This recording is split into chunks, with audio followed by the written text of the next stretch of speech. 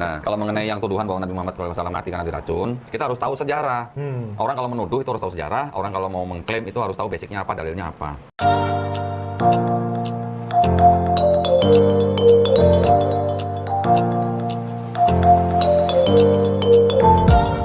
Halo teman-teman, hari ini kita akan menanggapi video dari saudara Dondi Tan dan Adam, di mana dalam videonya, mereka menyangkal pernyataan bahwa Nabi mati diracun.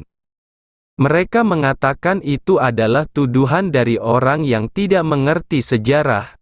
Mari kita dengarkan pernyataan lengkapnya. Nah, sekarang tahu nggak Nabi Muhammad SAW itu pernah diracun tahun berapa? Sekitar 638. Bukan dong. 628. 628 ya. 628. 628 itu dia ada upaya pembunuhan Nabi di tahun 628 Masehi di saat pada perang Khaybar, ya kan? Pada saat itu Nabi memang istilahnya dicoba dibunuh oleh kaum Yahudi. Yang memberi racun itu seorang wanita Yahudi. Namanya siapa ya? Namanya saya ingat sebentar namanya. Ini biar jelas kalian ya. Berapa nanti ditampilin juga nih templatenya insyaallah. Oh, sebentar, namanya Zainab binti Harits. Dia adalah istri daripada Salam bin Mishkam, pahlawan kaum Yahudi yang mati dibunuh oleh tentara kaum muslimin. Nah, ini jadi ada motif balas dendam. Tetapi juga kalau kita baca lebih dalam hadisnya, sebenarnya ada motif untuk ngetes atau nguji gitu. Bener nggak nih Muhammad ini adalah seorang nabi gitu. Pada saat Nabi mau diracun, yang makan makanan beracun itu kan bukan cuma Nabi. Ada sahabatnya. Sahabat itu namanya, ada seorang sahabat itu namanya ini sebentar. Saya lupa ingat namanya. Di catatan saya ini nggak ada.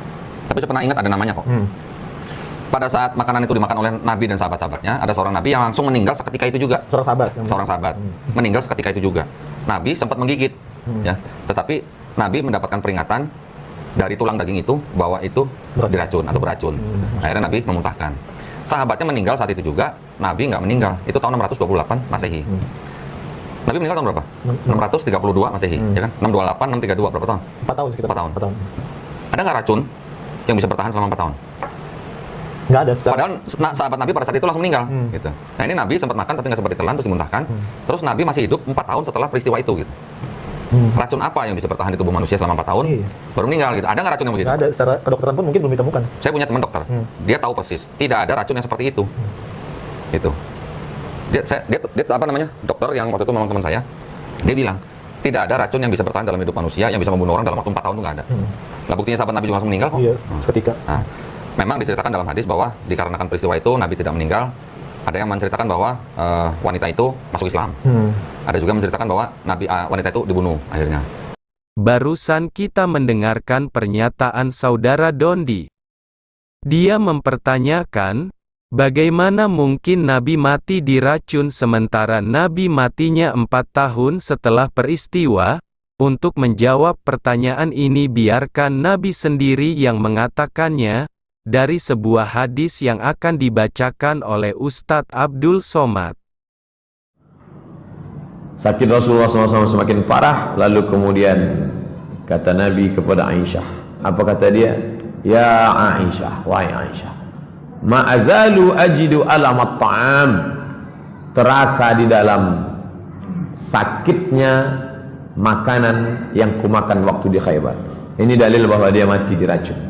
Ini dalil bahwa dia mati diracun. Ini dalil bahwa dia mati diracun. Yang meracunnya adalah Zainab, istri Salam bin Mishkam. Aisyah, aku merasakan sakitnya. Sampai hari ini kurasakan. Fahadha awan. Inilah masanya. Wajadtu inqita'a abhuri. Aku merasakan terputusnya uratku disebabkan oleh racun itu. Terputus uratku disebabkan oleh racun itu. Kita sudah mendengarkan hadis yang dibacakan Ustadz Abdul Somad, dan dalam video kita mendengar Ustadz Abdul Somad mengatakan kematian Nabi karena diracun. Jika teman-teman kurang yakin, mari kita dengarkan pernyataan ulama Arab dalam video berikut ini. هل مات رسول الله صلى الله عليه وآله وسلم متأثرا بالسم؟ نعم، مات بعد خيبر، فهو كده فتح مكة كان امتى؟ كان 8 قبليه خيبر. Di awal kita mendengar saudara Dondi mengatakan ini adalah tuduhan orang yang tidak tahu sejarah. Pertanyaan kita adalah apakah ini tuduhan, bukankah ini fakta, sesuai dengan sumber Islam sendiri, dan yang menyampaikan para ulama Islam? Apakah Ustadz Abdul Somad dan ulama Arab tadi harus belajar dari saudara Dondi Tan? Tadi juga kita mendengar saudara Dondi Tan mempertanyakan racun apa yang reaksinya selama itu, dan menurut dia itu tidak masuk akalnya. Anehnya ketika tulang kambing berbicara kepada Nabi, akal Dondi Tan langsung bisa terima. Jika saudara Dondi Tan tidak terima Nabi mati akibat pengaruh racun, silakan protes kepada Nabi karena yang mengatakan itu adalah Nabi sendiri seperti yang kita dengar bersama. Saudara Dondi mengatakan tidak ada racun yang bereaksi selama itu. Pertanyaan kita, apakah saudara Dondi mau katakan kalau Nabi sedang berbohong dalam hadisnya? Dalam video tadi saudara Dondi mengatakan bahwa wanita Yahudi mencoba membunuh Nabi, selain karena balas dendam juga ingin menguji apakah dia nabi atau bukan. Tetapi seandainya nih, seandainya ya, seandainya benar Nabi mati karena racun, seandainya. Kalau mati karena racun syahid nggak? Syahid dong. Hah? Syahid. Kalau syahid masuk surga nggak? Masuk. Alhamdulillah kayak gitu. Ada kemuliaan di situ ya? Ada kemuliaan kalau mati syahid. Itu Iya. kalau benar Nabi mati diracun. Taruhlah mungkin persepsi mereka benar gitu. Ya, taruhlah mereka benar, Nabi mati diracun. Kalau mati karena racun berarti syahid. Kalau syahid berarti masuk surga. Jamin masuk surga. Tinggal suruh pilih yang mana. Nggak mati diracun juga masuk surga, mati syahid karena racun juga masuk surga. Dua-duanya masuk surga kok. Mulia dua-duanya. Mulia dua-duanya berarti kalau gitu. Menariknya dalam video tadi saudara Dondi mengatakan, jika benar Nabi mati diracun artinya Nabi sudah mati syahid. Inilah dilema yang dihadapi saudara Dondi.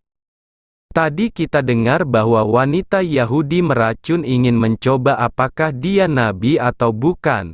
Jika Nabi mati diracun seperti pernyataan Dondi artinya wanita Yahudi sedang membuktikan bahwa Muhammad bukan nabi karena racun itu memberi dampak mematikan. Dilema yang kedua adalah jika Nabi tidak mati karena racun, apakah pernyataan Nabi dalam hadis yang dibaca oleh Ustadz Somad tadi bohong? Pada video berikutnya kita akan lanjut menanggapi pernyataan mereka tentang Alkitab. Oke teman-teman, demikian tanggapan kita kali ini.